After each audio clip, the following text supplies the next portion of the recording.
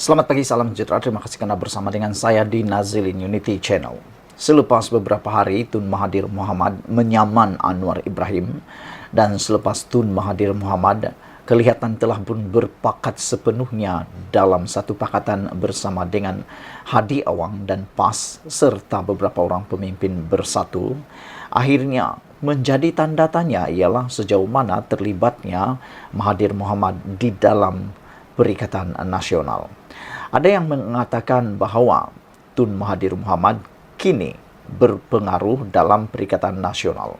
Ada juga yang mengatakan bahawa Perikatan Nasional seakan-akan memakai guna pengaruh yang ada pada Tun Mahathir kerana dirasakan, ada yang mengatakan bahawa Perikatan Nasional dapat menjangka bahawa mereka telah mula kehilangan sengat atau bisa mereka. Jadi oleh sebab itu mereka mula mencari pengaruh luar yang boleh mengangkat semula Perikatan Nasional, kata beberapa pengkritik politik yang saya kenali, dan mereka kata itu sebabnya mereka libatkan sekali lagi Tun Mahathir di dalam politik.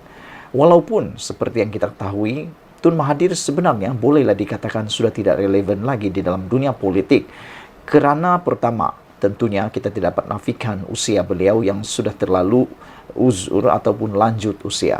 Yang kedua, kerana telah membuktikan beliau ditolak sepenuhnya di dalam arena politik selepas seorang legenda, seorang negarawan yang ulung ini kali pertama kalah dalam pilihan raya sepanjang penglibatan beliau dalam dunia politik. Dan ditambah malang lagi apabila Tun Mahathir Mohamad bukan sekadar kalah, tetapi kalah teruk pula di Parlimen Langkawi apabila beliau tidak mampu mendapat semula wang deposit beliau. Itu sebabnya ada beberapa pemerhati kata Tun Mahathir sebenarnya hanya dipergunakan. Saudara-saudara, walau bagaimanapun ada satu laporan yang saya ingin kongsikan dengan anda semua yang pastinya membuatkan kita terkejut dan membuatkan kita terfikir, membuka minda kita.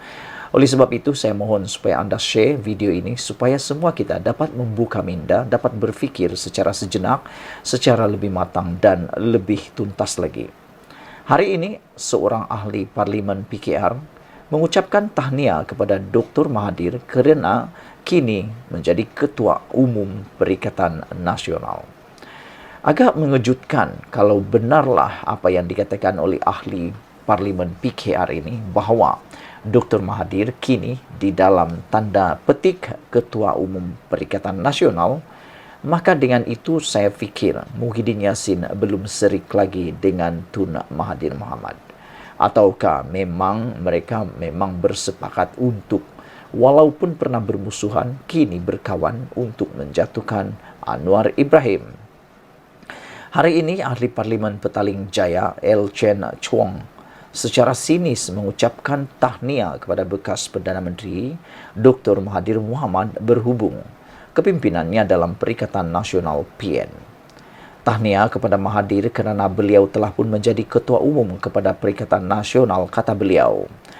Presiden PAS Abdul Hadi Awang menandatangani proklamasi orang Melayu bersama Mahathir.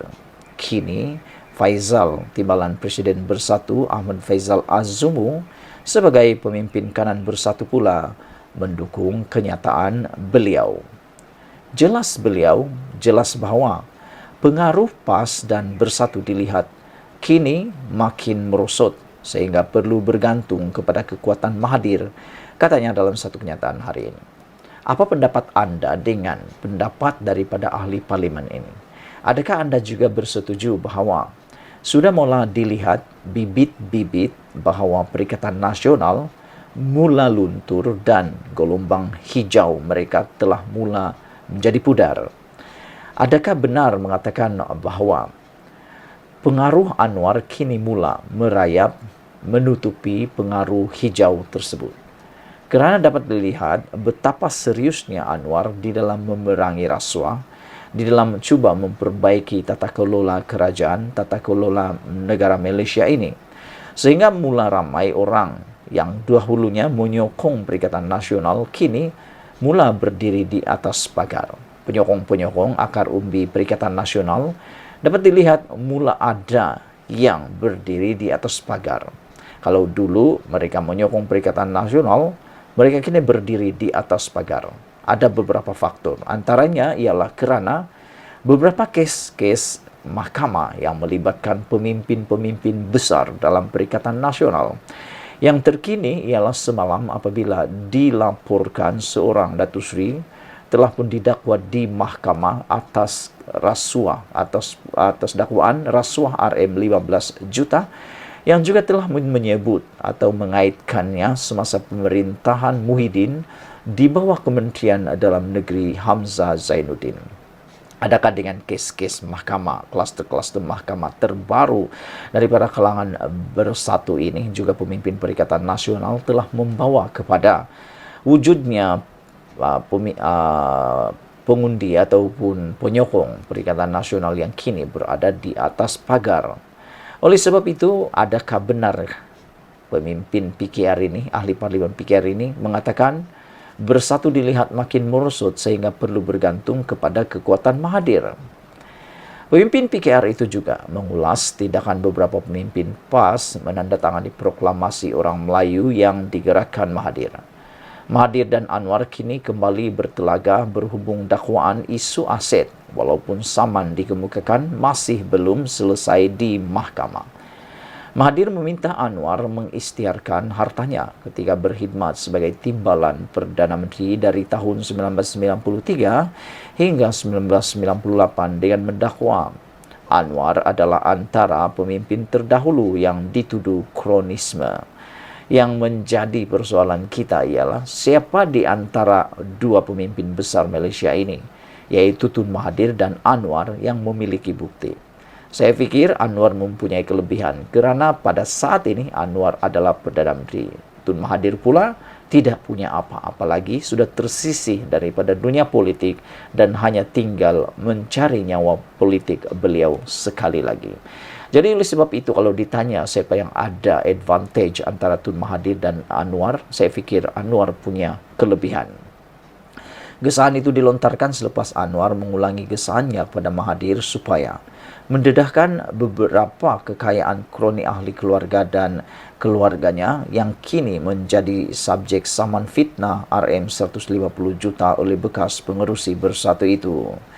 Terdahulu hari ini, Ahmad Faizal memberitahu Star bahawa GATA tidak mungkin dapat bertahan secara bersendirian. Katanya Mahathir mungkin berpengaruh, tetapi gabungan itu tidak seperti Perikatan Nasional. Dengan jumlah parti Melayu sekarang adalah lumrah pengundi Melayu menuntut satu kuasa yang menyatukan semua parti Melayu. GTA adalah seperti cawan kecil. Anda tidak boleh menuangkan segala-galanya daripada cawan besar ke cawan kecil, katanya sebelum meminta GTA menyokong Perikatan Nasional tanpa syarat. Bersatu komited untuk menegakkan hak orang Melayu dan Islam serta untuk semua kaum dan agama di Malaysia. Memandangkan GTA seolah-olah memperjuangkan cita-cita yang sama, kami mengalu-alukan GTA untuk memberi sokongan kepada kami untuk menyingkirkan mereka yang telah mempermainkan pengundi Melayu pada pilihan raya umum lalu, kata beliau lagi. Sekian dulu untuk kali ini. Jangan lupa tinggalkan komen anda, tekan butang subscribe. Kita jumpa lagi. Bye-bye.